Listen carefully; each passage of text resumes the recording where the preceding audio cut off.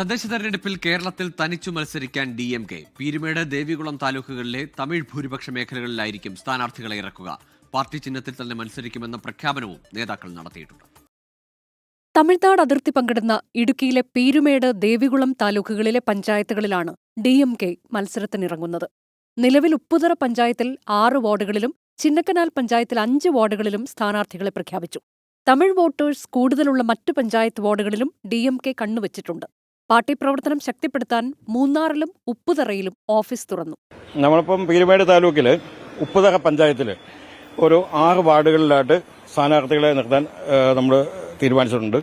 അതുപോലെ തന്നെ ചിന്നക്കനാൽ, അതുപോലെ മൂന്നാർ, ഇങ്ങനെയുള്ള സ്ഥലങ്ങളിലൊക്കെ നിർത്താൻ തീരുമാനിച്ചിട്ടുണ്ട്. പിന്നെ ബ്ലോക്കിലേക്കും സ്ഥാനാർത്ഥികളെ 1, 2 വാർഡുകളിലൊക്കെ ആയിട്ട് നിർത്താൻ തീരുമാനിച്ചിരിക്കുന്നു. പാർട്ടി ചിഹ്നം നമുക്ക് നേരത്തെ പാർട്ടി ചിഹ്നം ഇല്ലായിരുന്നു, ഇവിടെ കേരളത്തിൽ അനുവദിച്ചിട്ടില്ലായിരുന്നു. ഈ പ്രാവശ്യമാണ് ഇലക്ഷൻ കമ്മീഷണർ നമുക്ക് ചിഹ്നം അനുവദിച്ച് കിട്ടിയത്. അതുകൊണ്ട് ചിഹ്നത്തിൽ തന്നെ മത്സരിക്കാം.